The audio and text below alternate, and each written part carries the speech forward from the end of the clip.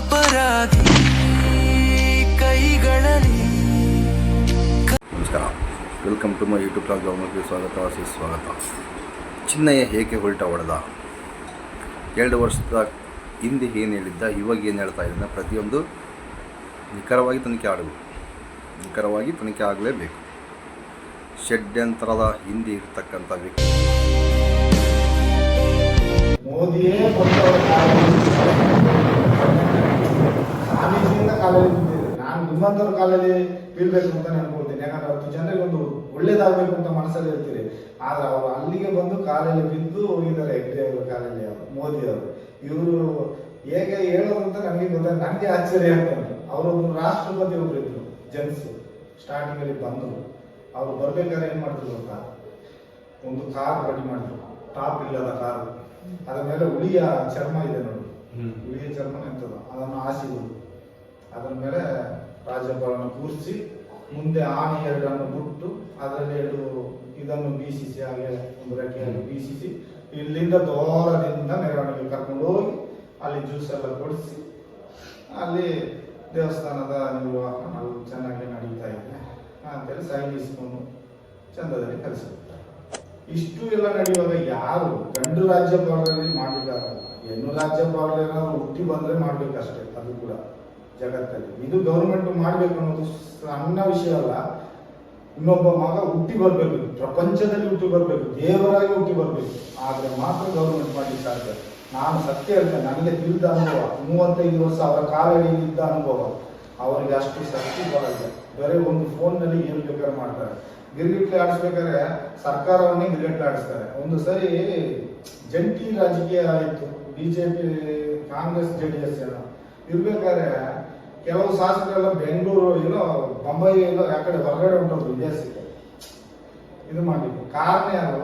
ಸಿದ್ದರಾಮಯ್ಯ. ಇವ್ರು ಬಂದು ಎಲ್ಲಿ ಕೂತ್ಕೊಂಡ್ರು? ಸಾಂತ್ವನ ಹಾಸ್ಪಿಟಲ್ ಬಂದು ನಿಂತ್ಕೊಂಡು ಚೆನ್ನಾಗಿ ಅವ್ರು ಹೇಗೆ ಹೇಳ್ಕೊಡ್ತಾರೆ ಹಾಗೆ ಮಾಡಿಸ್ಕೊಂಡು ಕೂತಿದ್ರು. ಇವರೇ ರಾಜಕೀಯ ಮಾಡಿಸ್ತಾರೆ. ರಾಷ್ಟ್ರ ಪ್ರಶಸ್ತಿ ಕೊಡದೆ ಏನ್ ಮಾಡ್ತಾರೆ ಹೇಳಿ? ಇವರೇ ರಾಜಕೀಯ ಮಾಡಿಸ್ತಾರೆ. ಸಿದ್ದರಾಮಯ್ಯ 100ಕ್ಕೆ 100 ಹೆಗ್ಡೆ ಅವರಿಗೆ ವಿರುದ್ಧವಾಗಿ ಒಂದು ಸ್ಟೆಪ್ ತೆಗೊಳ್ಳಿಕ್ಕೆ ಸಾಧ್ಯ ಇಲ್ಲ. ಹಾಗೆ ತೆಗೊಳ್ಬೇಕಾದ್ರೆ ಅವರ ಪರ್ಮಿಷನ್ ಅಲ್ಲೇ ತಗೊಳ್ಬೇಕು. ನಾನು ಹೀಗೆ ಮಾಡ್ತಾ ಇದ್ದೇನೆ, ನೀವು ಹೀಗೆ ಮಾಡಿ ಅಂತ ಅವ್ರು ಅಳುವಾಗಿ ಅಲಿಸಿ ಮತ್ತೆ ಇವರು ಮಾಡಿಸ್ತಾರೆ ಅಷ್ಟೇ ಅಲ್ಲದೆ ಇವರು ಸ್ವಂತ ಸ್ವಇಚ್ಛೆಯಲ್ಲಿ ಸಿದ್ದರಾಮಯ್ಯ ಮಾಡ್ಲಿಕ್ಕಿಲ್ಲ. ಸಿದ್ದರಾಮಯ್ಯ ಬರ್ಬೇಕಾದ್ರೆ ಉದ್ದೇಶ ಏನು ಗೊತ್ತುಂಟ? ನಾವಲ್ಲಿ ಕಸ ಉಳಿಸ್ತಾ ಇದ್ದೇವೆ ನೇತ್ರಾವತಿಯಲ್ಲಿ, ಆಗ ಅವ್ರು ಏನೂ ಇಲ್ಲ. ನಡ್ಕೊಂಡು ಬಂದ್ರು, ಒಂದು 5-6 ಜನದೊಟ್ಟಿಗೆ ನಡ್ಕೊಂಡು ಬಂದು ಅಲ್ಲಿ ನೇತ್ರಾವತಿಯಲ್ಲಿ ಸತೀಶ್ ಶೆಟ್ರ್ ಹೋಟ್ಲ್ ಇದೆ. ಸತೀಶ್ ಶೆಟ್ರ್ ಹೋಟ್ಲಲ್ಲಿ ಸಾಧಾರಣ ಒಂದು ಲೋಟದಲ್ಲಿ ಒಂದು ಟೀ ಕುಡ್ಕೊಂಡು ನಮ್ಮನ್ನೆಲ್ಲ ಮಾತಾಡಿಸ್ಕೊಂಡು ನಡ್ಕೊಂಡು ಬಂದ್ರು. ಹಾಗೆಲ್ಲ ಏನು ನೆನಪು ಇಲ್ಲ, ಏನೂ ಇಲ್ಲ. ಅವರು ಇವಾಗ ಮುಖ್ಯಮಂತ್ರಿ ಅದೇ ರಸ್ತೆಯಲ್ಲಿ ಬರ್ಬೇಕಾದ್ರೆ ಈಗ ಅಷ್ಟು ಪೊಲೀಸ್ನವರು ಇರ್ತಾರೆ. ಏನು ಮಾಡ್ಲಿಕ್ಕೆ ಆಗ್ತದೆ? ಏನು ಮಾಡ್ಲಿಕ್ಕೆ ಆಗಲ್ಲ. ಎಲ್ಲ ಅವರು ಸ್ಟಾರ್, ಎಲ್ಲ ಧರ್ಮಸ್ಥಳದ ಮಹಿಮೆ, ಧರ್ಮಸ್ಥಳದ ದುಡ್ಡಿನ ಮಹಿಮೆ. ಈ ದುಡ್ಡನ್ನು ಉಂಟಲ್ಲ, ಗೌರ್ಮೆಂಟ್ ಲೆಕ್ಕ ತಗೊಂಡ್ರೆ ನಮ್ಮ ಕರ್ನಾಟಕ ರಾಜ್ಯವನ್ನು ಗೌರ್ಮೆಂಟ್ ದುಡ್ಡು ಕಟ್ಟಬೇಕಾಗಿಲ್ಲ. ಧರ್ಮಸ್ಥಳದ ಒಂದು ದುಡ್ಡೇ ಸಾಕು. ತಿರುಪತಿ ಸುಮ್ಮನೆ ಹೆಸರಿಗೆ, ತಿರುಪತಿ ಅಂತ ತಿರುಪತಿ ದುಡ್ಡು ಅಂತ ಹೇಳಿ ಸುಮ್ಮನೆ ಪ್ರಚಾರ ಮಾಡಿಬಿಟ್ಟಿದ್ದಾರೆ. ಆದ್ರೆ ಇಲ್ಲಿ ಗೋಣಿ ತಂದು ಸುರಿಯೋದು ಇಲ್ಲಿಗೇನೆ. ಯಾವುದು ಸುಟ್ಕೇಸ್ ತಂದು ಸುರಿಯೋದು ಇಲ್ಲಿಗೇನೆ. ಸಸ್ಪೆನ್ಸ್ ಅಲ್ಲಿ ಬರೋದೆಲ್ಲ ಹೆಗ್ಡೆಯವರ ಮನೆಯೊಳಗೆ ಹೋಗಿ ಕೊಡ್ತಾರೆ. ಸಸ್ಪೆನ್ಸ್ ಇಲ್ಲದೆಲ್ಲ ಒಳಗೆ ತಂದು ಸುರಿತಾರೆ. ಚಿನ್ನ, ತುಲಾಭರ, ಅದು ಇದು ಹಾಲು ನೋವು ಅಂತ ಈ ಬೇಜಾನ್ ಬರ್ತದೆ. ಈಗ ಇನ್ನೊಂದು ನ್ಯೂಸ್ ಕೇಳಿದ್ರು, ಆಯುರ್ವೇದಿಕ್ ಹಾಸ್ಪಿಟಲ್ ಇನ್ನೊಂದು ಕಟ್ಟಿದ್ದಾರೆ ಉಜಿರೆಗೆ, ಧರ್ಮಸ್ಥಳ ಹಾಸ್ಪಿಟಲ್. ಆ ಹಾಸ್ಪಿಟ್ಲಿಗೆ ಇಂಟರ್ಲಾಕ್ ಹಾಕ್ಲಿಕ್ಕೆ ಬಂದವರು ನನಗೊಂದು ಸಸ್ಪೆನ್ಸ್ ವಿಷಯ ಹೇಳಿದ್ರು. ಈಚೆ ಕುಂದಾಪುರ ಎಂಟದ ಅಲ್ಲಿ ಬರ್ತದೆ ಆ ಊರಿನ ಹೆಸರು. ಅವರ ಅಪ್ಪನ ಊರು, ತಂದೆಯ ಊರು, ತಾಯಿ ಊರ ಗೊತ್ತಿಲ್ಲ. ಹೆಗ್ಡೆ ಅವರು ಇವರಿಗೆ ಒಂದು ಸಮಯಕ್ಕೆ ತಲೆಮಾರು ಇಲ್ಲ ನೋಡಿ. ಇವರ ತಲೆಮಾರಿಗೆ ಹೆಂಗಸು ಮಾತ್ರ, ಹೆಣ್ಣು ಮಕ್ಕಳು ಮಾತ್ರ, ಗಂಡು ಮಕ್ಕಳು ಇಲ್ಲ. ಆದ ಕಾರಣ ಒಂದು ವೇಳೆ ಎಲ್ಲಾದ್ರೂ ಗೌರ್ಮೆಂಟ್ ಹೋದ್ರೆ ಬದುಕಲಿಕ್ಕೆ ಜೀವನ ಬೇಕಲ್ಲ, ಎಲ್ಲ ದೊಡ್ಡ ಬಿಲ್ಡಿಂಗ್ ಒಂದು ಕಟ್ಟಿ ಇಟ್ಟಿದ್ದಾರೆ ಅಂತ. ಆ ಕಡೆ ಅವರ ತಾಯಿ ತಂದೆ ಊರು ಅಂತ ಗೊತ್ತಿಲ್ಲ. ಅವರು ಹೇಳಿದ್ರು, ಕೆಲಸ ಮಾಡಿದವರು ಬಂದೇ ನಾನು ಇಂಟರ್ಲಾಕ್ ಹಾಕಿದವರು ಅಡಿಯಲ್ಲಿ ಸೊರಂಗದಾಗೆ ಕಟ್ಟಿ ಇಟ್ಟಿದ್ದಾರಂತೆ. ಚಿನ್ನವೆಲ್ಲ ತಗೊಂಡೋಗಿ ತುಂಬಿಸಲಿಕ್ಕೆ ಹೊಡೋದು ಎಲ್ಲ ಪೂರ ಅದು ಕಂಡಿಡ್ಲಿಕ್ಕೆ ಅವ್ರು ಹೇಳಿದ್ರು ನನಗೆ. ಅವತ್ತು ಯಾರು ಇಂಟರ್ಲಾಕ್ ಹಾಕ್ಲಿಕ್ಕೆ ಹೋದ್ರು ನೋಡಿ, ಅವ್ರು ನೋಡಿ ಬಂದಿದ್ರು. ಇಲ್ಲಿ ಇಂಟರ್ಲಾಕ್ ಹಾಕಿದವರು ಹೇಳಿದ್ರು ನನಗೆ, ಇಲ್ಲಿ ಉಜಿರೆಯಲ್ಲಿ ಇಂಟರ್ಲಾಕ್ ಹಾಕಿದ್ರು ನೋಡಿ, ಇಂಟರ್ಲಾಕ್ ನಡ್ಕೊಂಡು ಹೋಗೋ ಪಾದಿಗೆ ಅವ್ರು ಹೇಳಿದ್ರು ಅಲ್ಲಿ ಕೆಲಸ ಆಗ್ತಾ ಉಂಟು, ಹೀಗೆ ಅಲ್ಲಿ ಕಟ್ತಾ ಇದ್ದಾರೆ ಅಂತ. ಅದು ಜಾಗ ಅವ್ರಿಗೆ ಸಸ್ಪೆನ್ಸ್, ನಮಗೆ ಗೊತ್ತಿಲ್ಲ. ಇವರು ನೋಟ್ ಎಲ್ಲ ಚೇಂಜ್ ಮಾಡಿಬಿಡ್ತಾರೆ. ಚಿನ್ನವನ್ನೇ ಚೇಂಜ್ ಮಾಡ್ಲಿಕ್ಕೆ ಆಗಲ್ಲ. ಚಿನ್ನವನ್ನೆಲ್ಲ ಬಿಸ್ಕೆಟ್ ಮಾಡಿ ತಗೊಂಡು ಅಲ್ಲಿ ಸಿಗ್ತಾ ಇರ್ತಾರೆ. ಒಂದು ಕಾಲಕ್ಕೆ ಚಿನ್ನದಲ್ಲಿ ಬದುಕುವುದು, ನೋಟ್ನಲ್ಲಿ ಬದುಕಲಿಕ್ಕೆ ಆಗಲ್ಲ, ಬೆಂಕಿ ಹಾಕಬೇಕು ನೋಟನ್ನು. ಆ ಉದ್ದೇಶ ಯಾವುದು? ಚಿನ್ನ ಏನು ಹೊಸಿ ಚಿನ್ನ ಬೀಳ್ತದ, ಬೆಳ್ಳಿ ಹೊಸಿ ಬೀಳ್ತದ, ದುಡ್ಡು ಉಂಟಲ್ಲ, ಚಿಲ್ಲರೆ ಕಾಸು. ಆ ವಸಂತಮಾಲ ಅಂತ ಒಂದು ಬಿಲ್ಡಿಂಗ್ ಇದೆ, ಅದರಲ್ಲಿ ಎಲ್ಲರನ್ನು ಬಿಟ್ಟು ಒಂದ್ರಿಯಾಗಿ ಇಟ್ಕೊಂಡು ನಾವು ರಾಗಿ ಮಾತ್ರ ಒಂದ್ರಿ ಹಾಕ್ತೇವೆ, ಭತ್ತ ರಾಗಿಯನ್ನು. ಅವ್ರು ಚಿಲ್ಲರೆ ಕಾಸು ಒಂದ್ರಿ ಹಾಕ್ತಾರೆ. ಇಲ್ಲೇ ₹1 ₹2 ಸಪ್ರೇಟ್ ಬೀಳುವಾಗೆ, ಕಾಯಿನ್ ಬೀಳುವಾಗೆ ಒಂದ್ರಿ ಇಟ್ಟಿದ್ದಾರೆ. ಅದರಲ್ಲಿ ಆಡಿಸಿ ಅದನ್ನು ಮೂಟೆ ಕಟ್ಟಿ ಲಾರಿಗೆ ಹಾಕಿ ಅದೇ ಇಲ್ಲ ಮಂಗಳೂರು ಕಡೆ ಕಳಿಸ್ತಾರೆ. ಎಂತ ಬ್ಯಾಂಕ್ ಅಂತ ಗೊತ್ತಿಲ್ಲ, ಅಲ್ಲಿಂದ ದುಡ್ಡಾಗಿ ಬರ್ತದೆ. ಚಿಲ್ಲರೆ ಕಾಸೇ ಸಪ್ರೇಟ್ ಆಗಿ, ನೋಟೇ ಬೇರೆ, ಚಿಲ್ಲರೆ ಕಾಸೇ ಬೇರೆ. ಏನು ಮಾಡ್ತಾರೆ ಅವರು? ಈ ಸೌಜನ್ಯನ ಉದ್ದೇಶ ನಡೆದ ನಂತರ ಧರ್ಮಸ್ಥಳ ಸಂಘ ಸೃಷ್ಟಿ ಮಾಡಿದ್ದೆ ಅದಕ್ಕೋಸ್ಕರ. ಗ್ರಾಮದಲ್ಲೆಲ್ಲ ಧರ್ಮಸ್ಥಳ ಮಹಿಳಾ ಸಂಘ ಅಂತ ಸೇರಿಸಿದ್ದು ಈ ಉದ್ದೇಶ, ಮಹಿಳೆಯರ ಆರೈಸಲಿಂದಲೇ ಮಾಡಿದ್ದಾರೆ ಅಂತ ಕಾಣ್ತದೆ, ಬೇರೇನಿಲ್ಲ. ಜನಗಳನ್ನು ದೃಷ್ಟಿಯನ್ನು ಸೆಳೆಯಲಿಕ್ಕೆ. ಈಗ ಗೌರ್ಮೆಂಟಲ್ಲಿ ಸವಲತ್ತು ಕೊಡೋದು ನ್ಯಾಯ. ಇವರು ಗೌರ್ಮೆಂಟ್ ಕರ್ನಾಟಕ ರಾಜ್ಯಕ್ಕೆ ಸವಲತ್ತು ಕೊಡ್ಲಿಕ್ಕೆ ಹೇಳಿ ಸ್ವಾಮಿ, ಈ ದುಡ್ಡನ್ನು ತಗೊಂಡು ಗೌರ್ಮೆಂಟೇ ಕೊಡ್ಬೋದಲ್ಲ. ಗೌರ್ಮೆಂಟ್ ಅಷ್ಟು ಸುಲಭದಲ್ಲಿ ಕೈ ಹಾಕ್ಲಿಕ್ಕೆ ಆಗಲ್ಲ, ಆಗದವ ಸೆತ್ತ ಏನು ಮಾಡ್ಲಿಕ್ಕೆ ಆಗಲ್ಲ. ನನಗೆ ಒಂದು ಡೌಟ್ ಬರ್ತದೆ, ಅಂತ ಜೈಲಲ್ಲಿತಾನೆ ನೇತ್ರಾವತಿ ನದಿಯನ್ನು ಆ ಕಡೆ ತಿರುಗಿಸ್ತೀನಿ ಬೆಂಗಳೂರು ಅಂತಕ್ಕೆ ಯಮನೆ ಸೆತ್ತೋದು, ಜೈಲಲ್ಲಿ ನ್ಯಾಯ ಕೊಡಿಸ್ಲಿಲ್ಲ. ಹಾಗೆ ಇದು ಕಷ್ಟ. ನಾನು ನಗಾಡ್ಕೊಂಡಂತ ಹೇಳ್ತೀನಿ ಅಂತ ತಪ್ಪು ತಿಳ್ಕೊಬೇಡಿ. ಅವರಿಗೆ ಅಷ್ಟು ಇದಿದೆ, ಪೀಠದ ಇದು ಏನೋ ಮುಂಡಾಸ್ ಅಂತ ಹೇಳ್ತಿರಲ್ಲ, ತಲೆ ಗಟ್ಟಿ, ಭಯಂಕರ ತಲೆ ಮಾಡಿಸ್ತಾರೆ. ಸೂಟ್ ಕೇಸ್ ದುಡ್ಡು ಇಟ್ಕೊಂಡು ಎಲ್ಲ ಚಿನ್ನಯ್ಯ. ಎಷ್ಟು ಗಟ್ಟಿ ಏನು ಇರಲಿ, ಆ ಪರಮಾತ್ಮನಲ್ಲಿ ಭಗವಂತ ನೋವು ಕೊಡ್ತಾನೆ. ಇದು ಸತ್ಯ. ನಮ್ಮ ಜನರಿಂದ ನ್ಯಾಯ ಸಿಕ್ಕೋದಿಲ್ಲ, ದೇವರೊಂದು ನೋವು ಕೊಡ್ತಾನೆ. ದೇವರೇ ಕೊಡುದು, ಏನೋ ಸಿಕ್ಕು ಕೊಡ್ತಾನೆ, ದೇವರೇ ಕೊಡುದು. ಯಾಕೆ ಈಗ ಸ್ವಲ್ಪ ಒಂದು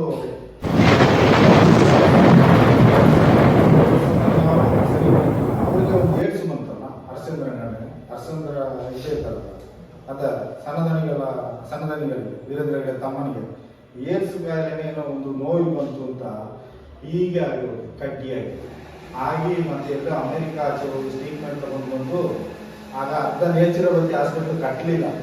ಇಲ್ಲಿಂದ ಇಲ್ಲಿವರೆಗೂ ಐಸು ಇದು ಎಲ್ಲ ಹಿಂದೆಗಡೆ ಟ್ಯಾಂಕ್ ಕಟ್ಕೊಂಡು ಸ್ವಲ್ಪ ನಡೆದಾಡ್ತಾ ಇದ್ರು, ಕೂಡಿಂದಲೇ ಇರಬೇಕು ಅಂತ.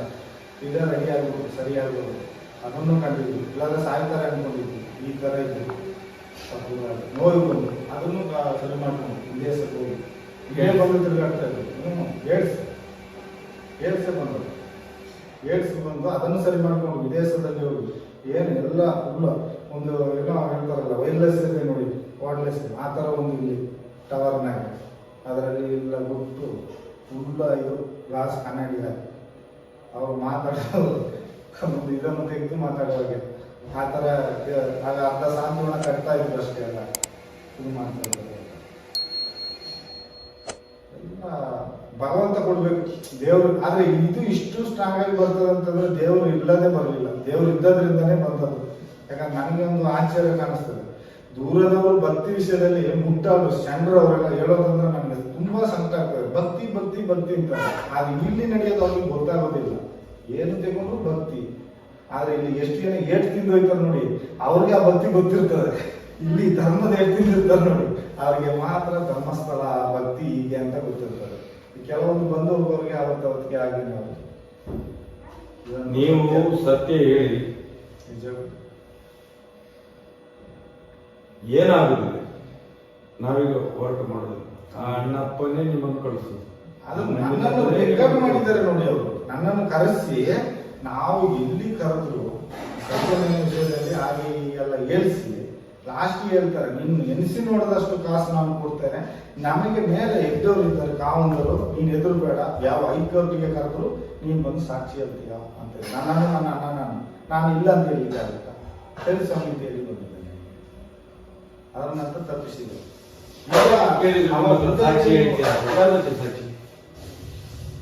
ಅವ್ರು ಏನೋ ಸಾಕ್ಷಿ ಹೇಳಿ ಅವ್ರು ಹೇಳಿಕೊಟ್ಟಾಗ ಹೇಳ್ಬೇಕು, ಏನಂತ ಗೊತ್ತಿಲ್ಲ, ಅದು ಅವತ್ತಿಗೆ ಹೇಳ್ತಾನೆ ಅಂತ ನಾನು ಅದನ್ನು ಕೇಳಿದ್ದೇನೆ. ಏನು ಹೇಳ್ಬೇಕು ಸರ್ ಅಂತ ಕೇಳಿದೆ, ಏನು ಹೇಳ್ಬೇಕು ಹೇಳಿ ಸರ್ ಅಂತ. ಇಲ್ಲ ನಾವು ಹೇಳ್ತೀವಿ ಅವತ್ತಿಗೆ, ನಾವು ಹೇಳಿಕೊಟ್ಟಾಗೆ ನೀವು ಅಂತ ಹೇಳ್ತಾರೆ. ಈ ಸುಳ್ಳು ಸಾಕ್ಷಿಯಲ್ಲಿ ಲಾಸ್ಟಿಗೆ ನಾನು ಒಳಗೆ ಹೋಗ್ಬೇಕು, ಅವ್ರು ಕೊಡೋ ದುಡ್ಡು ಯಾರು ಕೊಡೋದು, ಲಂಚ ಕೊಡ್ತಾರೆ ಇಲ್ಲ ಅಂತ ಈ ಥರ ಪೊಲೀಸ್ ಆಫೀಸಲ್ಲಿ ಹೋಗ್ಬೇಕು ನಾನು. ಅದಕ್ಕೆ ನಾನು ಭಿಕ್ಷೆ ಇಟ್ಕೊಂಡು ತಿನ್ನೋ ಹೋಗ್ಬೇಕು. ಇದು ರಾಜೇಂದ್ರ ದಾಸ ನಿಮ್ಗೆ ಹೇಳಿ. ರಾಜೇಂದ್ರ ದಾಸ್ ಅದೆಂತ ಹೆಚ್ಚಿಗೆ ಕ್ಯಾಮ್ರಾ ಇಟ್ಕೊಂಡು ಬಂದು ಹೇಳ್ತಾನೆ.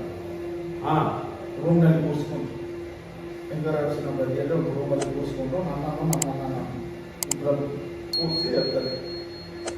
ಯಾಕಂದರೆ ನಾವು ಹೆಣ ತೆಗೆಯೋದು ನೋಡಿ ನಮ್ಮ ಕೈಲಿ ಏರಿಸುವಂತ ಏನೋ ಹೇಳ್ತಾನೆ, ಹೀಗೆ ಹೇಳ್ಬೇಕು ಅಂತ. ಅದು ಅಂತ ಪರಿಸ್ಥಿತಿ ಬಂದಾಗ ಹೇಳ್ಬೇಕು. ಹೇಳ್ಬೇಕು ಅಂತ ಹೇಳ್ತಾನೆ. ಆದ್ರೆ ಏನು ವಿಷಯ ಅಂತ ಹೇಳಿಲ್ಲ. ಅದು ಹೇಳಿದ್ರೆ ನಮಗೆ ಸೂಟ್ ಕೇಸ್ ನಾವು ಕನಸಲ್ಲಿ ಎನಿಸದಂತ ಕಾಸ ಅಂತ ಅವ್ರು ಹೇಳುದು. ನೀವು ಯಾರಿಗೆ ಎದುರ್ಬೇಕು, ನಿಮಗೆ ಮೇಲೆ ಎದುರಿರ್ತಾರೆ, ಕಾಮ್ ಇರ್ತಾರೆ, ಏನು ಎದುರಿರ್ತಾರೆ ಅಂತ ಹೇಳ್ತಾನೆ. ಅಣ್ಣಪ್ಪ ಮಂಜುನಾಥನೇ 15 ಓಡಿಸಿದ್ರು. ದೇವರೇ ಕಳಿಸಿದ್ರು ನನ್ನ. ನಿಜವಾಗಿ ಹೇಳ್ಬೇಕಾದ್ರೆ ಆ ಭಗವಂತನೇ ನನ್ನನ್ನು ಕಳಿಸಿದ್ರು. ನನಗೆ ಬುದ್ಧಿ ಕೊಟ್ಟೇ ಓಡಿಸಿದ್ರು. ಬೇಡ ಹೋಗು, ಈ ಏರಿಯಾದಲ್ಲಿ ಇದ್ರೆ ನನ್ನನ್ನು ನದಿಗೆ ಹಾಕ್ಬಿಡ್ತಿದ್ರು, ಪಾಲ್ ಮಾಡಿ ಹಾಕ್ತಿದ್ರು. ಗೊತ್ತಾಗ್ತದೆ ನಿಜ ಅದು.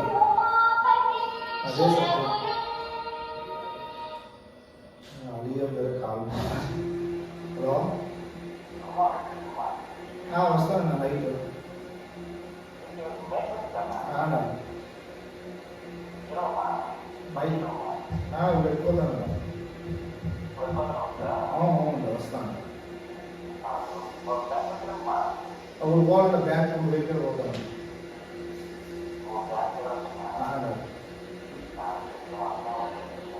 ಸರಿ ಸರಿ ನೋಡಿ, ನಮ್ಮ ಹಳ್ಳಿಯವರು ಮದ್ದೂರಲ್ಲಿ ಇದ್ದಾರೆ. ಅವರು ಈ ಸೌಜನ್ಯ ಎಲ್ಲ ನೋಡ್ತಾ ಇದ್ದಾರೆ. ಅವರೆಲ್ಲ ನನಗೆ ಧೈರ್ಯ ಕೊಡೋದು, ಹೋಗಿ ನೀವು ಹೇಳಿ ಬಾ, ಏನಾದರೂ ದೇವರು ಎಷ್ಟು ದಿವಸ ಜೀವನದಲ್ಲಿ ಇರ್ತಾರೆ. ಏನಾಗುದಿಲ್ಲ, ಅಷ್ಟೇ, ಏನಾಗುದಿಲ್ಲ. ಇದು ಸತ್ಯ. ಕಾಯುವ ಅಣ್ಣಪ್ಪ ಮಂಜುನಾಥ ಅವ್ರು ಹೇಳ್ತಾರೆ ನೋಡಿ, ನೀವು ಬದುಕೋದ್ರಲ್ಲಿ ಒಂದು ಒಳ್ಳೇದು ಮಾಡಿ ಮಾವ, ಸಾಯಿದು ಎಷ್ಟು ದಿವಸ ಇದ್ದು ಜೀವ ಬದುಕ್ತದೆ, ಮಾಡಿ ಸಾಯಿ ಅಂತ. ನನ್ನ ಅಳಿಯ ನನ್ನ ಮಗಳು ಸರಿ ಕೇಳ್ತಾನೆ.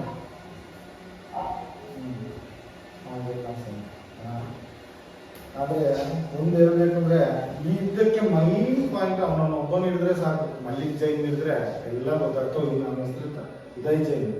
ಅವ ಪಟ್ಟ 1.5 ಗಂಟೆ 2.5 ಗಂಟೆ ರಾತ್ರಿಗೆ ಬುಡುಬುಡುನ ಆಟ ಓಡಿಸ್ಕೊಂಡು ಬರ್ತಾನೆ. ಬಂದ್ರಲ್ಲಿ ಮಾಹಿತಿ ಕಚೇರಿ ಪಕ್ಕದಲ್ಲೇ ನಿಲ್ಲಿಸ್ತಾನೆ ಆಟವನ್ನು. ಇವನ ಆಟ ನಿಲ್ಲಿಸಿದ ತಕ್ಷಣವೇ ಆ ಕಡೆಯಿಂದ ಒಂದು ಆಮನಿ ಕಾರ ಹೋಗ್ತದೆ, ಇಲ್ಲಿ ಡ್ಯಾಮಿನ ಹತ್ರ ಹೋಗ್ತದೆ. ಅವತ್ತಿಗೆ ಒಂದು ಏನೋ ಸಿಗ್ತದೆ. ನಾವು ಯಾವತ್ತಾದ್ರೂ ಒಂದು ದಿವಸ ಆ ಥರ ಹೋಗುವಾಗ ಒಂದು ಏನೋ ಸಿಗ್ತದೆ ಅಲ್ಲಿ ನಮಗೆ.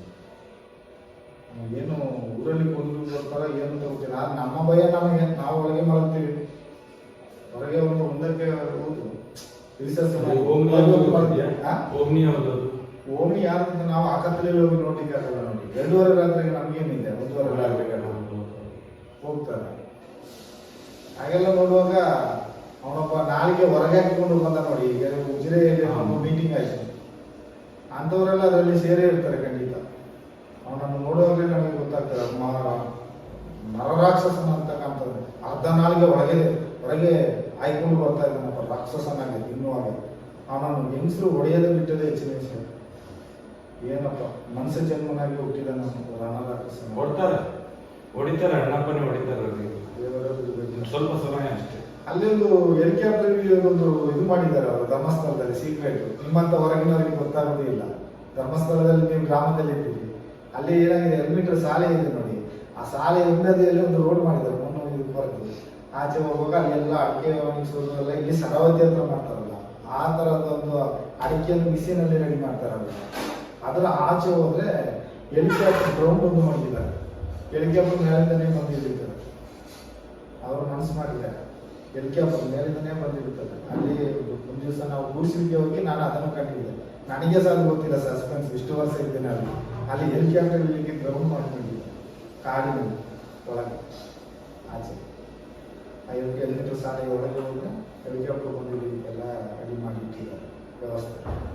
ಎಮರ್ಜೆನ್ಸಿ ಇದ್ರೆ ಅದರಲ್ಲೇ ಹೊರಟಿರ್ತಾರೆ, ಅದರಲ್ಲೇ ಬಂದಿರ್ತಾರೆ ಎಲ್ಲ. ಏನು ಮಾಡೋಕ್ಕಾಗಲ್ಲ ಸರ್. ಅದಕ್ಕೆ ಎಲ್ಲ ದನಿಗಳಂದ್ರೆ ಹೇಳ್ದಂಗೆ ಇಲ್ಲಪ್ಪ, ಎಂಥ ದನಿಗಳು ಇಲ್ಲಿ ಇರ್ಬಾರ್ದು. ಪಕ್ಕಾ ದನಿಗಳಪ್ಪ, ಕೇಡುಗಟ್ಟ ದನಿಗಳು, ಯಾರಿಗೂ ಗೊತ್ತಾಗೋದಿಲ್ಲ. ಒಳಗಿನಿಂದ ಮಾಡ್ತಾರೆ, ಹೊರಗಿನಿಂದ ಏನು ಗೊತ್ತಾಗಲ್ಲ. ಹೊರಗಿನಿಂದ ಪೂಜ್ಯರು, ಒಳಗಿನಿಂದ ಎಲ್ಲ ಮುಗಿಸ್ಬಿಡಿದ್ರೆ ಮುಗಿಸೇ ಬಿಡ್ತಾರೆ. ಅವ್ರಿಗೆ ಏನು ಗೊತ್ತಿದ್ದಂಗೆ ಇರ್ತಾರೆ. ಆ ಥರದವ್ರು ಅವರು. ವೀರೇಂದ್ರ ಖಂಡಿತ ನನಗೆ ಇಲ್ಲಾಂದ್ರೆ ಇಂಥ ಕೇಸಿಗೆ ಇವರು ಸುಮ್ಮನೆ ಕೂತ್ಕೊಂಡು ಅದೇನು ಇನ್ಕ್ವೈರಿ ಮಾಡ್ತೀರಾ ಮಾಡಿ ಅಂತ ಅವರನ್ನು ಮುಂದೆ ಬಿಡ್ಬೋದಿತ್ತು. ಅವರ ತಮ್ಮನ ಮಗನನ್ನು ಬಿಡಬೇಡ ಬಿಡಿ, ಸೇವ್ ಮಾಡಿ. ಈ ಬೀದಿಗೆ ಹೋಗೋರನ್ನು ಇದು ಹೊರಗೆ ಕೂರಿಸ್ಕೊಂಡಿದ್ದೀರಿ, ನ್ಯಾಯವ ಒಂದು ಧರ್ಮವ? ಈ ಬೀದಿಲಿ ಆಟ ಓಡಿಸೋನ್ನ ತಗೊಂಡು ಹೋಗಿ ಎಕರ ಮೇಲೆ ಕೂರಿಸ್ಕೊಂಡಿದ್ದೀರಿ, ಇದೊಂದು ಧರ್ಮದ ಮಾತ? ಭಗವಂತನೇ ಬಲ್ಲ. ಖಂಡಿತ ಸರಿಯಾಗ್ತದಲ್ಲ. ನಿಮ್ಮ ಅಗತ್ಯಗಳು ಬಿದ್ದಾಗ ನಾವು ಖಂಡಿತ ಹೇಳ್ತೇವೆ. ಅಣ್ಣಪ್ಪನ ಮಂಜುನಾಥ ಸತ್ಯ ಹೇಳಿ ನಾವಿರ್ತೇವೆ. ಆದ್ರೆ ನಾನು ಏನೋ ಉದ್ದಾಗಿದ್ದ ಜಾಗ ಎಲ್ಲ ನಾನು ಎಲ್ಲಿ ಬೇಕಾದ್ರೆ ತೋರಿಸ್ತೀನಿ. ನನ್ನೊಟ್ಟಿಗೆ ಗನ್ಮೇನ್ ಇದ್ರೆ ಸಾಕು. ಯಾಕಂದ್ರೆ ನನಗೆ ಅಷ್ಟು ಭಯ ಆಗ್ತದೆ. ಅವ್ರು ಯಾವ ಸಂಧಿಯಲ್ಲಿ ಬಂದು ನಮಗೆ ಕೊಡ್ತಾರೆ. ಜೀವ ಇರೋದು ಸಾಯ್ಲಿಕ್ಕೆ, ಆದ್ರೆ ಅವರ ಕೈಯಲ್ಲಿ ಆ ಸಾಯ್ತು. ನಮ್ಮ ಸಾವು ಬಂದಾಗ ಸಾಯ್ತು. ಆ ಹೊತ್ತಿಗೆ ಆಗುವಾಗ ಇವರೇ ಇರುವುದಿಲ್ಲ, ದೇವರು ಅಣ್ಣಪ್ಪ ಬಿಡುವುದಿಲ್ಲ. ಇದು ಸತ್ಯ. ಸತ್ಯ. ನೈಟದು ಗೊತ್ತಿಲ್ಲ, ಸೌಜನ್ಯ ತೀರ್ನ ನೈಟದ ನೀವು ಹೋಗಿದ್ದೆ. ಖಂಡಿತ ಸೌಜನ್ಯ ಮಿಸ್ಸಿಂಗ್ ಆದ ದಿವಸ ಅಲ್ಲಿ ಇರ್ತೀವಿ. ಅಲ್ಲಿಂದ ನಾನಲ್ಲಿಲ್ಲ. ಸಂಜೆ ಟೈಮ್ಗೆ ನಾನಿಲ್ಲ. ಮಿಸ್ಸಿಂಗ್ ಆದ ದಿವಸ ರಾತ್ರಿ ಹುಡುಕುವಾಗ ಎಲ್ಲ ಗೊತ್ತಾದ್ಮೇಲೆ ಬರಲಿಲ್ಲ. 9 ತಾರೀಕಿಗೆ ಬೆಳಿಗ್ಗೆ ಹೌದಾ? ಬೆಳಿಗ್ಗೆ ಬಂದು ಈ ಪೊಲೀಸ್ನವರು ಹೋಗುವಾಗ ನನಗೆ ನೀವು ಅಲ್ಲಿ 9 ತಾರೀಕಿಗೆ ಇರ್ತಿದ್ರೆ ಈಗ ಪಕ್ಕ ಐವಿಟ್ನೆಸ್ ನೀವೇ ಇರ್ತಿದ್ರಿ. ಪಕ್ಕ ಆಗ್ತಿದೆ. ನನ್ನ ಹೆಂಡತಿ ನಾನು ಊರಿಗೆ ಅವತ್ತು ಬಂದಿದ್ವಿ. ನಾವು ಒಂದು 2-3 ದಿವಸ ರದ್ದು ಮಾಡಿ ಹೋಗಿದ್ವಿ. ಅವತ್ತು ರಾತ್ರಿ ಬಂದ್ವಿ. ನಮಗೆ ವಿಷಯ ಇದು ಗೊತ್ತೇ ಇಲ್ಲ. ಗೊತ್ತಾಗಿದ್ದು ಈ ಪೊಲೀಸ್ನವ್ರು ನಾಯಿ ಇಟ್ಕೊಂಡು ಹೋಗಲ್ಲ. ನಮಗೆ ವಿಷಯ ಗೊತ್ತಿಲ್ಲ. ಮರು ದಿವಸ ಬೆಳಿಗ್ಗೆ ಬೇಗನೆ ಬಂದಿದ್ದಾರೆ ಅವರು. ಪೊಲೀಸ್ ಅಲ್ಲ, ನೀವು ಸೌಜನ್ಯದ 10ನೇ ತಾರೀಕಿಗೆ ಬಾಡಿ ಎಷ್ಟು ಗಂಟೆಗೆ ನೋಡಿದ್ದು? ಬೆಳಗ್ಗೆನೆ ನೋಡಿದ್ದಾರೆ. ಬೆಳಗ್ಗೆ ನೀವೆಷ್ಟು ಗಂಟೆಗೆ? ಇವ್ರಿಗೆಲ್ಲ ವಿಷಯ ತೋರುವಾಗ ಲೇಟ್ ಆಯ್ತಲ್ಲ. ನೀವೆಷ್ಟು ಗಂಟೆಗೆ ನೋಡಿದ್ದು ಸಾಧಾರಣ? ಅಲ್ಲ, ನಾನು ಆ ಸ್ಪಾಟ್ಗೆ ಹೋಗ್ಲಿಕ್ಕೆ ನನಗೆ ವಿಷಯ ಕೇಳ್ಪಟ್ಟು. ಅಲ್ಲ, ವಿಷಯ ಕೇಳಿದ್ದು ನಿಮ್ಗೆ ಸೌಜನ್ಯದ ಬಾಡಿ ಸಿಕ್ಕಿತ್ತು 10ನೇ ತಾರೀಕಿಗೆ ಅಂತ. ಅಲ್ಲೊಂದು ಅಂದಾಜು ಎಷ್ಟು ಗಂಟೆ ನಿಮ್ಗೆ? 7:30 ಇರ್ಬೋದು. 7:30, 8 ಗಂಟೆ ಇರ್ಬೋದು. ಎಲ್ಲ ಬೆಳಿಗ್ಗೆ ಅವ್ರು ಪೊಲೀಸ್ನವ್ರು ನೋಡಿ ಬಂದವರು. ಮತ್ತೆ ಈಗ ಪೊಲೀಸ್ನವರು ಕೋರ್ಟಲ್ಲಿ ಹೇಳಿದ್ರೆ 10:30 ಗಂಟೆಗೆ ಸಿಕ್ಕಿತ್ತು ಅಂತ ಹೇಳ್ತಾರೆ. ಅದೇ ಅವ್ರು ಏನೇನು ಬರ್ತಾರೆ ಅಂತ ನೋಡಿ ಒಂದು ಹೇಳ್ತೇನೆ. ನಾನು ಒಂದು ನ್ಯೂಸ್ ನೋಡಿದೆ, ಒಂದೇ ನ್ಯೂಸ್ ನೋಡಿದೆ. ಟಿವಿನ ಡಿ ಚಂದನದಲ್ಲಿ ಪರ್ಫೆಕ್ಟ್ ಆಗಿ ಒಬ್ಬ ಮನುಷ್ಯ ತಟ್ಟಂತ ಹೇಳಿ ಅಂತ ಒಂದು ಫಂಕ್ಷನ್ ಇದು ಬರ್ತದೆ ನೋಡಿ. ತಟ್ಟಂತ ಹೇಳಿ ಅಂತ ಒಂದು ವಾಕ್ಯ ಇದು ಬರ್ತದೆ ಪ್ರೋಗ್ರಾಮ್. ಆ ಪ್ರೋಗ್ರಾಮ್ ನಲ್ಲಿ ಇದ್ದವ, ಅವ ಪಿಕ್ಚರ್ ನಲ್ಲಿ, ಹಿಂದಿನ ಪಿಕ್ಚರ್ ನಲ್ಲೆಲ್ಲ ಇರುವವ, ಅವ ಹೇಳ್ತಾನೆ ಕರೆಕ್ಟ್ ಆಗಿ. ಅದನ್ನು ನಾನು ಗೋಚರ ಮಾಡಿದೆ. ಆದ್ರೆ ಈ ಡೆಡ್ ಬಾಡಿಯನ್ನು ತಗೊಂಡು ಹೋಗುವಾಗ ಅಲ್ಲಿ ಡಾಕ್ಟರ್ ಬರಲೇಬೇಕು. ಡಾಕ್ಟರ್ ಇಲ್ಲದೆ ಏನೂ ಮಾಡಲಿಕ್ಕಾಗಲ್ಲ. ಅದನ್ನೆಲ್ಲ ಪರಿಶೋಧನೆ ಮಾಡಲೇಬೇಕು. ಅದನ್ನು ಹೇಳ್ತಾರೆ ಪೊಲೀಸ್ನವರು. ಒಂದೊಂದನ್ನು ಇಂಚಿಂಚು ನೋಡ್ಬೇಕು ಅಂದ್ರೆ ಅದನ್ನು ಹೇಳ್ತಾರೆ. ಲಾಸ್ಟ್ಗೆ ನೀವು ಪೋಸ್ಟ್ ಮಾರ್ಟಮ್ ಮಾಡುವಾಗ ಆ ಗಂಟಲಿನಲ್ಲಿ, ಸ್ಟಮಕ್ನಲ್ಲಿ ಇರುವಂತಹ ಆಹಾರವನ್ನು ಸೇಕರಣೆ ಮಾಡಬೇಕಂತಾರೆ. ಇದನ್ನೂ ಮಾಡಲಿಲ್ಲ. ಲಾಸ್ಟ್ಗೆ ಎಲ್ಲವನ್ನು ಬಿಟ್ಟು ಉಜಿರೆ ಹಾಸ್ಪಿಟಲ್ ಇದ್ರು ನೋಡಿ, ರಶ್ಮಿ ಆ ಡಾಕ್ಟರ್ ಕರ್ಕೊಂಡು ಹೋಗಿದ್ದಾರೆ. ಕಾರಣ ಹೆಣ್ಣು ಡಾಕ್ಟರ್ ಪೋಸ್ಟ್ ಮಾರ್ಟಮ್ ಮಾಡಿಕೊಡ್ತು ತೋರಿಸ್ಕೊಳ್ಳಿಕ್ಕೆ. ಅದಕ್ಕಿಂತ ಇವರು ಮಂಗಳೂರಿಗೆ ಕಳಿಸ್ಬೋದಿತ್ತು ಪೋಸ್ಟ್ ಮಾರ್ಟಮ್ಗೆ. ಎಲ್ಲಿ ಕಳಿಸಿದ್ರು ಮುಚ್ಚಾಕ್ತಾರೆ ಇವರು. ಯಾಕಂದ್ರೆ ಇಲ್ಲಿ ಮುಚ್ಚಾಕ್ತಾರೆ, ಅಲ್ಲಿ ಮುಚ್ಚಾಕದೇ ಇರ್ತಾರ. ಅದು ನಿಜವಾಗಿ ನೀವು ಸತ್ಯ ಹೇಳಿದ್ರೆ ಯಾರೋ ಒಬ್ಬ ಪುಣ್ಯಾತ್ಮ ಭೇಟಿಗೆ ಹೇಳಿದ್ರು, ನಾನು ನ್ಯೂಸ್ ಅಲ್ಲಿ ನೋಡಿದ್ದೇನೆ. ಈ ಆದಮನನ್ನು ಮತ್ತೆ ಅದ್ಯಾರೋ ಪೊಲೀಸ್ ಇದ್ರು, ಅವ್ರಿಬ್ಬರನ್ನು ಇಟ್ಕೊಂಡು ಬಿಗಿದ್ರೆ ಸತ್ಯ ಎಲ್ಲವೂ ನಿಜ ಹೊರಗೆ ಬರ್ತದೆ. ಈ ಸಂತೋಷ ನಿಮಗೆ ಕೊಟ್ಟ ಇದು ಆದ್ರೆ ಕೊಡೋದಿಲ್ಲ. ಯಾಕಂದ್ರೆ ಅವ್ರಿಗೆ ಹೈ ಇನ್ಫ್ಲೂಯೆನ್ಸ್ ಇರೋದ್ರಿಂದ ಏನು ಮುಟ್ಟುವಷ್ಟು ತಾಕತ್ತು ಇರೋದಿಲ್ಲ ಪೊಲೀಸ್ನವ್ರಿಗೆ. ಎಲ್ಲ ಅವರವರೇ ಮುಂದಾಗಿರ್ತಾರೆ. ಕಾಲದ ಮಹಿಮೆ. ಈಗ ಇವರ ಒಂದು ಸತ್ಯ ಧರ್ಮ ದಾರಿಗೆ ಬರ್ಬೇಕಂದ್ರೆ ಧರ್ಮಸ್ಥಳವನ್ನು ಗೌರ್ಮೆಂಟ್ಗೆ ಕೊಟ್ರೆ ಪರ್ಫೆಕ್ಟ್ ಓಕೆ. ಇವರು ಹೊರಗಿನಿಂದ ಚಂದ ಮಾಡಿ ಒಳಗಿನಿಂದ ಉಳುಕು ಮಾಡ್ತಾರೆ. ಅದು ಗೊತ್ತಾಗೋದೇ ಇಲ್ಲ. ಗೌರ್ಮೆಂಟ್ ಅದರಲ್ಲಿ ಇನ್ವಾಲ್ವ್ ಆಗದ ಕಾರಣ ಇಂಥದ್ದು ಸಾವಿರಾರು ಆಗಲಿಕ್ಕೆ ಚಾನ್ಸ್ ಇದೆ. ಇನ್ನೂ ಆಗ್ತದೆ ನೋಡಿ. ಇದೀಗ ಕಮ್ಮಿ ಮಾಡಿದ್ದಾರೆ, ಸ್ವಲ್ಪ ಸಮಯಕ್ಕೆ ಕಮ್ಮಿ ಮಾಡಿದ್ದಾರೆ. ಇನ್ನು ಇದರಿಂದ ಜಾಸ್ತಿನೇ ಮಾಡ್ತಾರೆ. ಮನೆ ರುಜು ಮಾಡುವಂಥದ್ದು ಬರ್ತದೆ, ಅವರು ಮಾಡ್ತಾರೆ. ಯಾಕಂದ್ರೆ ಅಷ್ಟು ಪವರ್ ಇದೆ ಅವ್ರಿಗೆ. ಈಗ ಇದು ಕಮ್ಮಿ. ಈಗ ಎಲ್ಲ ನಿಮ್ಮ ಮೂಲಕ ಎಲ್ಲ ಎದ್ದಿದ್ದಾರೆ. ಒಂದು ಸ್ವಲ್ಪ ಭಯದಲ್ಲಿ ಅಡಿಕೊಂಡಿದ್ದಾರೆ ಸ್ವಲ್ಪ ಸಮಯ. ಇನ್ನೊಂದು ವರ್ಷ ಹೋದಾಗ ಯಾರಿಗೆ ಯಾರಿಗೆ? ನನಗೆ ಭಯ. ನನ್ನನ್ನು ಕೊಂದಾಗ್ತಾರೆ ಅಂತ ಭಯ ಅದು ಭಯ ಇದೆ. ರಮೇಶನ ಮನೆಗೆ ಬರ್ಲಿಕ್ಕೆ ನಿಮಗೆ ಭಯ ಇರುತ್ತೆ. ಇಲ್ಲ ನನಗೆ ಭಯ ಇಲ್ಲ. ಇಲ್ಲಿಗೆ ಬರ್ಲಿಕ್ಕೆ ನನಗೆ ಭಯ ಇಲ್ಲ. ಅಲ್ಲಿ ಧರ್ಮಸ್ಥಳದ ದ್ವಾರಕ್ಕೆ ಹೋಗ್ಲಿಕ್ಕೆ ನನಗೆ ಭಯ ಇಲ್ಲ. ಧರ್ಮಸ್ಥಳ ಬಸ್ ಹತ್ತಲಿಕ್ಕೆ ನನಗೆ ಭಯ. ಏನು ಬಸ್ ಹತ್ತುವರೆಗೆ ನನಗೆ ಜೀವ ಇಟ್ಟಿಸು. ಬಸ್ ಹತ್ತಿ ಹೊರಗೆ ಹೋದ್ರೆ ನಾನು ಬದುಕಿದೆ ಅಂತ ಒಂದು ಮನಸ್ಸಲ್ಲಿ ಉಂಟು. ಯಾಕಂದ್ರೆ ಭಾವನೆ ಇದೆ. ಯಾಕಂದ್ರೆ ಅವರು ಸುಳ್ಳು ಸಾಕ್ಷಿ ಹೇಳುವಂತ ಆರಂಭದಲ್ಲೇ ಹೇಳಿಟ್ಟಿದ್ದಾರೆ. ನಮ್ಮನ್ನು ಬುಕ್ ಮಾಡಿ ಮಡಗಿದ್ದಾರೆ. ನೀನು ಸುಳ್ಳು ಸಾಕ್ಷಿ ನಾವು ಹೇಳಿದಾಗ ಹೇಳ್ಬೇಕು. ಯಾಕಂದ್ರೆ ನಾವು ಇಷ್ಟು ವರ್ಷ ಕೆಲಸ ಮಾಡಿದ್ದಕ್ಕೆ ನಮ್ಮನ್ನು ಸಾಕ್ಷಿ ಮಾಡಿ ಒಂದು ಮುಚ್ಚಾಕುವ ಪ್ರಯತ್ನ ಅವರು ಮಾಡ್ತಾ ಇದ್ದಾರೆ. ಅದಕ್ಕೆ ಅಂತಾನೆ ಗೊತ್ತಿಲ್ಲದನ್ನು ನಾವು ಗೊತ್ತಿದೆ ಅಂತ ಹೇಳಲಿಕ್ಕೆ ನಮಗೆ ರೆಡಿ ಇಲ್ಲ. ನಾವು ಇದ್ದ ಸತ್ಯ ಇದ್ದಾಗೆ ಹೇಳುವವರು. ನಮ್ಗೆ ಯಾವತ್ತಿಗೆ ಜೀವೋಪಾಯ ಅಂದರೆ ತಪ್ಪಿಸಬೇಕು, ತಪ್ಪಿಸಿದೆ ಅವ್ರ ಹತ್ರ, ಬದುಕಿದೆ. ಈಗ ನನ್ನೊಂದು ಯಾವುದೋ ರೇಷನ್ ಕಾರ್ಡ್ ಇದ್ದು ಈಗ 1,000 ಏನೋ ಬರ್ತದೆ ಅಂತ ಹೇಳಿ ಆ ಒಂದು ಇದು ಬ್ಯಾಂಕಿನಲ್ಲಿ ಅಕೌಂಟು ಸ್ವಲ್ಪ ಸಮಯ ವ್ಯವಹಾರ ಮಾಡದೆ ಗೊತ್ತಾಗೋದು. ಆ ಒಂದು ಇದರಲ್ಲಿ ಕೇಳಿಕೊಂಡು ಬಂದೆ, ಅದನ್ನೊಂದು ಮಾಡಿ ಹೋಗ್ತೇನೆ ಅಂತ. ನಮ್ಮ ಸಂಬಂಧಿಕರನ್ನು ಅವರ ಧೈರ್ಯದಲ್ಲಿ ಬಂದು ಹೋಗ್ತಾ ಇದ್ದಾರೆ. ಅವರು ಹೇಳ್ತಾರೆ, ನಮ್ಮನ್ನೆಲ್ಲ ತೋರಿಸಿಕೊಡ್ಬೇಡಪ್ಪ, ನಾವು ಲೋಕಲಲ್ಲಿ ಜೀವನ ಮಾಡುವವರು, ಅವ್ರಿಗೆ ಏನು ಯಾವತ್ತಿಗೆ ಏನು ಮಾಡ್ತಾರೆ ಗೊತ್ತಿಲ್ಲ. ನೀನು ದೂರ ಇರುವವನು, ನೀನು ಇರುವ ನಿನ್ನ ಇದು ನೀನು ಹೇಳಿಕೊ, ನಮ್ಮನ್ನು ಇದರಲ್ಲಿ ಎಂಟ್ರಿ ಮಾಡಬೇಡ. ನನ್ನ ಅಕ್ಕ, ನನ್ನ ಅಣ್ಣ ಎಲ್ಲರೂ ಭಯ ಪಡ್ತಾರೆ. ಹಾಗಾಗಿ ಇದು ಸತ್ಯ. ಅಂತ ಸಂಗತಿಗಳು ಬಂದ್ರೆ ನಾವು ಪೂರ್ತಿ ನಿಮ್ ಜೊತೆ ಇದ್ದೇವೆ. ಸರ್ಕಾರವೂ ಇರ್ತದೆ, ಸರ್ಕಾರದಲ್ಲೂ ಸತ್ಯವಂತರಿದ್ದಾರೆ, ಆಫೀಸಲ್ಲೂ ಇದ್ದಾರೆ, ಇಂಥ ಪಾಪಿಗಳು ಬಿಡುವುದಿಲ್ಲ. ಇವರು ಮಾಡುದ್ರಿಂದ ಆಫೀಸರ್ಗಳನ್ನು ನಾವು ಸಂಶಯದಲ್ಲಿ ನೋಡ್ಬೇಕಾದ್ರೆ ಭಯ ಬರ್ತಾ ಉಂಟು. ಭಯೇ ಬರುದಿಲ್ಲ ಅವ್ರನ್ನ ನೋಡುವಾಗ. ಇವ್ರು ಒಳ್ಳೆಯವರ ಕೆಟ್ಟವರ. ಇವರು ಮಾಡಿದ ಈ ಕೆಟ್ಟ ಕೆಲಸಗಳು ಇವತ್ತು ರಾಜಕೀಯದವ, ಅವರ ಕೆಳಗಡೆ ಕೈ ಕೆಳಗಡೆ ಇರುವ ಎಲ್ಲಾ ಅಧಿಕಾರಿಗಳು ಎಲ್ಲ ನಮ್ಗೆ ಕಾಣುವುದು ಅತ್ಯಾಚಾರಿಗಳಾಗೇ ಕಾಣ್ತಾರೆ. ಇವರು ಅವರ ಕೈ ಕೆಳಗಿದ್ದವರು ಅಂತ ಭಯ ಹುಟ್ಟುತ್ತದೆ ನಮ್ಗೆ. ಅವರು ಜೀವದ ಹಂಗಿಲ್ಲದೆ ಸಂತೃಪ್ತ, ಅವರ ಸಂತೋಷಕ್ಕಾಗಿ, ಅವರ ಮನಸ್ತೃಪ್ತಿಗಾಗಿ ಕೆಲಸ ಮಾಡೋರಾಯ್ತು. ನಮಗೆ ಏನಾಗ್ತದೆ, ಅವರ ಜನ ಇರ್ಬೋದು ಅಂತ ಒಂದು ಮನಸ್ಸಿನಲ್ಲಿ ಬರ್ತದೆ. ನಂಬಿಕೆ ಬರೋದಿಲ್ಲ. ಅದೇ ಸತ್ಯ. ಈಗಾಗಲೇ ಮಾಡ್ಕೊಂಡಿದ್ದಾರೆ ಒಳ್ಳೆಯವ್ರಿಗೆ. ಆದ್ರೆ ಈ ದೇಶಕ್ಕೆ ಒಳ್ಳೇದಲ್ಲ. ದೇಶ ಹಾಳಾಗಿರುತ್ತೆ. ದೇಶವನ್ನೇ ಒಳಗಾಕಿ ಬಿಟ್ರು ಅವರು. ದೇಶಕ್ಕೆ ಒಳ್ಳೆ ಎಲ್ಲ ನೋಡ, ಸಮಯ ಬಂದಿದೆ, ದೇವರಿದ್ದಾರೆ ಅಂತ ನೋಡಿ ಒಳ್ಳೇದು ಮಾಡ್ಲಿ. ಧರ್ಮಸ್ಥಳದ ಹೆಸರು ಉಳಿಸ್ಲಿ, ಧರ್ಮಸ್ಥಳ ಒಳ್ಳೇದು ಮಾಡ್ಲಿ. ನಾನು ಅದೇ ಬಯಸ್ತೇನೆ. ಯಾಕಂದ್ರೆ ಎಷ್ಟೋ ಜನಕ್ಕೆ ಅನ್ನದಾನ ಮಾಡ್ತಾರಂತ ಜನಗಳು ಹೇಳ್ಕೊಳ್ತಾರೆ, ಆದ್ರೆ ಅನ್ನದಾನ ಅವ್ರು ಮಾಡಿದ್ದಲ್ಲ. ಇದು ಜನಗಳು ಎಲ್ಲ ಪ್ರತಿಯೊಂದು ಹುಬ್ಳಿ, ಧಾರವಾಡ, ಗುಲ್ಬರ್ಗ, ಬೆಳಗಾವಿ, ಬ್ಯಾಂಗ್ಳೂರು, ಎಲ್ಲೆಲ್ಲಿ ಚಿಂತಾಮಣಿ, ಎಲ್ಲೆಲ್ಲಿಂದ ಬಸ್ಸುಗಳು ಬರ್ತವೆ. ಆ ಎಲ್ಲ ಬಸ್ಸಿನಲ್ಲಿ ಒಂದೊಂದು ಬಸ್ಸಿನಲ್ಲಿ ಒಂದು ಅಕ್ಕಿ ಮೂಟೆ, ಒಂದು ಈರುಳ್ಳಿ ಮೂಟೆ, ಒಂದು ಸಕ್ಕರೆ ಮೂಟೆ, ಒಂದು ಬದನೆಕಾಯಿ ಮೂಟೆ, ಮೆಣಸಿನಕಾಯಿ ಮೂಟೆ, ಎಲ್ಲವೂ ಒಂದೊಂದು ಮೂಟೆ ಬಂದು ಇರ್ತಾ ಇದೆ. ಹೊಸ ಬಸ್ ಸ್ಟ್ಯಾಂಡ್ ನಲ್ಲಿ ಒಂದು ರೂಮ್ ಬುಕ್ ಮಾಡಿ ಮಾಡಿದ್ದಾರೆ. ಹೊಸ ಬಸ್ ಸ್ಟ್ಯಾಂಡ್ ನಲ್ಲಿ ದೊಡ್ಡ ಹಾಲು, ಅಲ್ಲಿ ಒಂದು ಇಟ್ಟಿಕೊಂಡು ಫೋನ್ ಹಾಕಿ 2 ಜನ ಇಟ್ಟಿದ್ದಾರೆ. ಒಂದು ತಳ್ಳೋ ಕೈಗಾಡಿ ಇದೆ. ಅದನ್ನೆಲ್ಲ ಗಾಡಿಯಲ್ಲಿ ಇಳಿಸಿ, ಬಸ್ಸಿನಲ್ಲಿ ಬಂದದನ್ನ ನಿಲ್ಲಿಸಿ ಕೋಣೆಯಲ್ಲಿ ಕೊಂಡೋಗಿ ತುಂಬಿಸಿ, ಸಾಯಂಕಾಲ ಆಗುವ ಟ್ಯಾಂಕ್ ಬಂದು ತುಂಬಿಕೊಂಡು ಹೋಗಿ ಉಗ್ರಾಣದಲ್ಲಿ ತುಂಬುತ್ತಾರೆ. ಇವ್ರದ್ದು ₹1 ಕಾಸೇನು ಹೋಗುದಿಲ್ಲ. ಎಲ್ಲವೂ ಜನಗಳು ಸೇವೆಗೆ ಈ ಅನ್ನದಾನಕ್ಕೆ ಇವ್ರದ್ದು 10 ಪೈಸೆ ಬೀಳುವುದಿಲ್ಲ, ದುಡ್ಡೇ ಇಲ್ಲ, 10 ಪೈಸೆ ದುಡ್ಡಿಲ್ಲ. ಹಾಗೆ ಬಿಟ್ಟರು ಕಾಣಿಕೆ ದುಡ್ಡೇ ಬಿಡ್ಬೇಕು ಸಮೇತ. ಇವ್ರದ್ದು ಸಂಪಾದನೆ ಮಾಡಿ, ಬೆವರು ಸುರಿಸಿ ಸಂಪಾದನೆ ಮಾಡಿ ₹1 ದುಡ್ಡು ಅಲ್ಲಿ ಇರ್ಲಿಕ್ಕಿಲ್ಲ. ನನಗೆ ತಿಳಿದ ಮಟ್ಟಿಗೆ, ನನ್ನ ಒಂದು ತಿಳಿದ ದೇವರ ಒಂದು ಸತ್ಯದಲ್ಲಿ ಹೇಳ್ಬೇಕಂದ್ರೆ, ಅವರು ಬೆವರು ಸುರಿಸಿ ₹1 ದುಡ್ಡು ಇರ್ಲಿಕ್ಕಿಲ್ಲ. ಆದ್ರೆ ಈ ಲಂಚ ಕೊಡೋದು ಇನ್ನೊಂದೆಲ್ಲ ಮಾಡ್ತಾರೆ ನೋಡಿ, ಬಿಸಾಕೋದು, ಹೀಗೆ ಮಾಡ್ತಿಲ್ಲ. ಸ್ಟಾರ್ಟಿಂಗ್ ಸಂಬಳ ಕೊಡ್ಬೇಕಾದ್ರೆ ಹೀಗೆ ನಾವೆಲ್ಲ ದುಡ್ಡು ಹೋದ್ರೆ ಕೈಗೆ ಕೊಡುತ್ತಿಲ್ಲ, ರಬ್ಬರ್ ಗುಂಡಾಗಿ ಇಟ್ಕೊಳ್ಳೋದು, ಹೀಗೆ ಸಂಬಳ ಬಿಸಾಕೋದು ನಮ್ಮ ಕೈಯಲ್ಲಿ. ನಾವು ಈಗ ಇಟ್ಕೊಳ್ಬೇಕು, ಕ್ಯಾಚ್ ಇಟ್ಕೊಳ್ಬೇಕು. ನಾವು ತಿಂಗಳೆಲ್ಲ ದುಡ್ಡ ಸಂಬಳವನ್ನು ಈಗ ಕ್ಯಾಚ್ ಇಡಬೇಕು ಅಲ್ಲಿ. ಆವಾಗ ನಮಗೆ ಆಗ ನಮಗೆ ಸಂಬಳ ಎಷ್ಟು ಗೊತ್ತಾ? ₹25 ಸಂಬಳಕ್ಕೆ ಬಂದು ಸೇರಿದವರು ನಾವು ಇಲ್ಲಿ.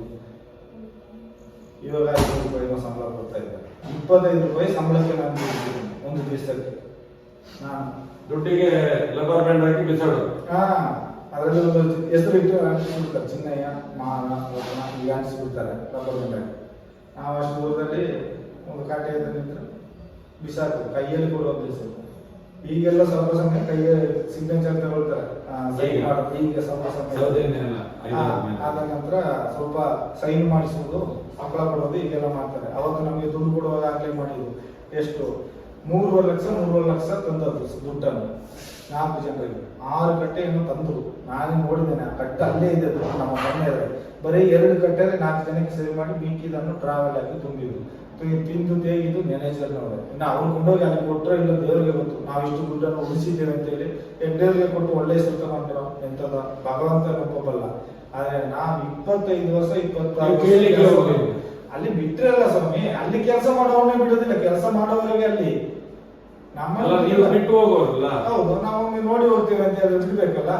ಇಲ್ಲಿಂದ ಈಚೆನೆ ಕಲ್ಬೇಕು, ಅಲ್ಲೆಲ್ಲ ಹೋಗ್ಲಿಕ್ಕಿಲ್ಲ. ಎಡ್ಡವರು ಊರಿಗೆ ಹೋಗ್ತಾರೆ, ಅಲ್ಲಿ ಹೋಗ್ತಾರೆ, ಇಲ್ಲಿ ಹೋಗ್ತಾರೆ, ಕಳಿಸಿ ಆಯ್ತು. ನಮ್ಮ ಅಲ್ಲಿ ಜನಗಳು ಇವರಾಗಿ ಆದ್ರೆ ನಾವು ತಿಳ್ಕೊಳ್ಳೋದು ಎಡ್ಡವ್ರಿಗೆ ಗೊತ್ತಿಲ್ಲದೆ ಇವ್ರು ಮಾಡೋಣಿ ಅಂತ. ಯಾಕಂದ್ರೆ ಅವ್ರಿಗೆ ಆಲ್ರೆಡಿ ಗೊತ್ತಿರ್ತದೆ. ಯಾಕಂದ್ರೆ ಇಷ್ಟು ವರ್ಷಗಟ್ಟಲೆ ನಾವು ಕೆಲಸ ಮಾಡಿದವ್ರು ನಾವು ಹೊರಗೆ ಹೋದ ಮೇಲೆ ಅವ್ರು ಕೇಳದಿರ್ತಾರ.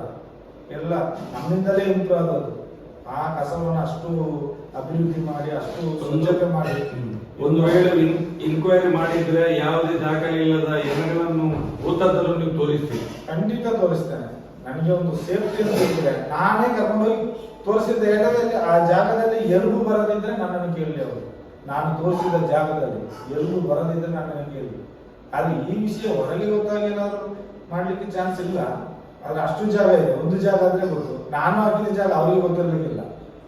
ಯಾಕಂದ್ರೆ ಕೊರಗಪ್ಪ ಇದ್ರು ಮ್ಯಾನೇಜರ್. ಕೊರಗಪ್ಪನ ಕಾಲದಿಂದ ಇಟ್ಕೊಂಡ್ರೆ ಈಗ ಎಷ್ಟು ಜನ ಅಂತ ಹೇಳ್ತಾರೆ, 25 ವರ್ಷ ಆಯ್ತು ಅಂದ್ರೆ ನೀವೇ ಲೆಕ್ಕ ಮಾಡಿ. ಅಲ್ಲಿ ಕೆಲವು ಜನವೇ ಇಲ್ಲ, ನೀವೇ ಕೊಂಡೋಗಿ ಹಾಕೋದು ಬೇರೆ ಗೊತ್ತಿರ್ತದೆ. ಅದು ನನಗೆ ಮಾತ್ರ ಅದೇ ನಾಯಿ ಹಾಕಿ ಕೊಂಡೋಗಿ ಹಾಕೋದು. ಅವಳು ಬಿಡು ಅಷ್ಟೇ. ನಮ್ಮ ಮನೆಯಲ್ಲಿ ನಾಯಿ ಹಾಕಬೇಕು ಯಾಕೊಂಡು ಹೋಗೋದು. ಆ ಜನ ಇಲ್ಲ, ಒಬ್ಬ ಏನ್ ಮಾಡೋದು, ನಾನು ಎತ್ಕೊಂಡು ಹೋಗ್ಬೇಕಾಗ್ತದೆ. ಹೇಳ್ಕೊಂಡು ಹೋಗುದು. ಮುದುಕಿ ಆ ಮುದುಕಿಯನ್ನು ಎಷ್ಟು ನಾನು ಹೋಗ್ಬೇಕಾಗ್ತದೆ, ಎತ್ಕೊಂಡು ಹೋಗಿ ಹಾಕ್ಬಿಟ್ಟು ಮಾತನಾಡೋದು. ಯಾಕಂದ್ರೆ ಅಲ್ಲಿ ನಾಯಿ ಸತ್ತಾಗ ಅವರು ಹೇಳೋದಾಗೆ ಒಂದು ಎನ ಸತ್ತು, ಚಿನ್ನ ನಿಮಗೆ ಅಲ್ಲೊಂದು ಉಂಟು ಮಣ್ಣು ಹಾಕ್ಲಿಕ್ಕೆ ಅಂತ ಹೇಳ್ಬಿಡ್ತಾರೆ. ಮತ್ತೆ ನಾನು ಅದು ಮಣ್ಣು ಹಾಕ್ಲಿಕ್ಕೆ ನಾಯಿ ಅಂತಲೇ ಆ ಜನ ಸತ್ರ ನಾಯಿ ಅಂತಲೇ. ಇಲ್ಲಿ ಘಟದಲ್ಲಿ ಅದನ್ನ ಪೂಜೆ ಮಾಡಿ ಗಂಧದ ಗಡ್ಡೆ ಹಚ್ಚಿ ಅದನ್ನು ತೆಗೆದುಕೊಂಡು ಹೋಗಿ ಮಣ್ಣು ಮಾಡ್ತಾರೆ ಎಲ್ಲ ಊರಿನಲ್ಲಿ. ನಮ್ಮ ಸಂತದವರಾದ್ರೂ ನಾವು ಅದೇ ಮಾಡ್ತೀವಿ. ಆದ್ರೆ ಇಲ್ಲಿ ಹಾಗೆ ಯಾರು ಸತ್ತ ಅನಾಥ ಅವ್ರು ಹೇಳ್ತಾರಲ್ಲ, ಧರ್ಮಸ್ಥಳದ ಸತ್ರ ಮೋಕ್ಷ ಸಿಗ್ತದೆ. ಆ ಚಂದ್ರಶೇಖರ ಅಯ್ಯ ಅಂತಾರಲ್ಲ, ಅವರ ಕೈಯಲ್ಲಿ ಸುಮಾರು ಇದ್ದಾಗ ನಾನು ಕೊಟ್ಟಿದ್ದೇನೆ ಚಿನ್ನ ಎಲ್ಲ. ಆದ್ರೆ ಆಗ ನನಗೆ ಗೊತ್ತಾಗ್ತಿರ್ಲಿಲ್ಲ. ಚಂದ್ರಶೇಖರ ಅಯ್ಯ ಬರುವಾಗ ನಮಗೆ ಗೊತ್ತಾಗಿದೆ. ಅವರು ಸಸ್ಪೆನ್ಸ್ ಅಲ್ಲಿ ಮಾಡ್ತಿದ್ರು. ಅವರು ಸಿಕ್ಕಮಾರು ಅವರು ರೈಟ್ ಇರುವಾಗ ಚಂದ್ರಶೇಖರ ಅಯ್ಯ ಇರುವಾಗ ಎಂತದ್ದು, ಈ ಹೆಂಗಸರು ಸಾಯ್ತಾರೆ ನೋಡಿ, ಕಿವಿಯಲ್ಲಿ ಏನಾದ್ರು ಇದ್ರೆ ಅದನ್ನು ಬಿಚ್ಚಿಸಿ ಕೊಡುವುದು ತಗೊಂಡು ಅದನ್ನು ತಗೊಂಡು ನನ್ನ ಕ್ಯಾನ್ಸಲ್ ಚೇಂಜ್ ಮಾಡಿ. ಸರ್ ಏನ್ ಸರ್ ಮಾಡ್ತೀರಿ ಅಂತಂದ್ರೆ, ಇಲ್ರಿ ಅದೆಲ್ಲ ಲೆಕ್ಕ ಹೋಗ್ಲಿ ಸರ್ಕಾರಕ್ಕೆ, ನಿಮ್ಗೆ ಗೊತ್ತಿಲ್ಲ ರೀ, ಹೋಗ್ರಿ ನೋಡ್ರಿ 200 ರೂಪಾಯಿ ಕೊಟ್ಬಿಡ್ಬೇಕು ಅಂತ. ಚಿನ್ನ ಕಿವಿಯಲ್ಲಿ ಏನಾದ್ರು ಇರ್ತದಲ್ಲ ಅದನ್ನು ಬಿಚ್ಚಿ ತೊಳೆದು ಕೊಡ್ಬೇಕು. ನಾನು ತೊಳೆದು ಕವರಲ್ಲಿ ಹಾಕಿ ಇವರ ಕೈಯಲ್ಲಿ ಅದು ಕೊಟ್ಟರೆ ನನ್ನೇ ಹೋಗಿ ಒಂದು ಕ್ಯಾನ್ಸಲ್ ಅದು ಬೇರೆ ಎಕ್ಸ್ಚೇಂಜ್ ಅದೇ ಸೇಮ್ ಟೈಪ್ ಇಸ್ಕೊಂಡ್ ಬಂದ್ಬಿಡ್ತಿದ್ರು. ನಾನೊಂದ್ಸರಿ ಕೇಳಿದೆ, ಏನ್ ಸರ್ ನೀವು ಈ ತರ ಮಾಡ್ತೀರಿ ಅಂತಂದ್ರೆ, ಇಲ್ಲ ರೀ ಅದೆಲ್ಲ ಸರ್ಕಾರಕ್ಕೆ ಲೆಕ್ಕ ಕೊಡ್ಬೇಕು ರೀ ಅಂತ. ತಗೊಳ್ರಿ ಚಾಕ್ರಿ ಹೋಗ್ರಿ ಅಂತೇಳಿ ಕಳ್ಸಿಕೊಡೋರು. ಅದು ಗೊತ್ತಾಗಿ ಮಾತಾಡ್ಬೇಕು. ನಮಗೆ ಒಂದೇ ಹಣ ಮುಂತಾಗಿದ್ರೆ ಒಬ್ಬನಿಗೆ 55 ರೂಪಾಯಿ. 4 ಜನ ಹೋಗ್ಬೋದು, 4 ಜನ ಇಲ್ಲದ್ರೆ ತಗೊಳ್ಳಿ. ನಾನು ಇಬ್ರು ಮಾಡ್ತಿದ್ವಿ, 200 ರೂಪಾಯಿ ಕೊಡ್ಬೋದು. ಇಬ್ರು ಹೋದ್ರೆ 100 ರೂಪಾಯಿ. ಹಿಂಗೆ ಅಕ್ಷರ ಏನೋ ಹೋಗ್ತಾರೆ. ಪರಿಸ್ಥಿತಿ ಏನೋ ಇನ್ನಾದ್ರೂ ಒಳ್ಳೆ ಕಾಲ ಬರ್ತದ ನೋಡೋಣ. ಖಂಡಿತ ಬರ್ತದಪ್ಪ.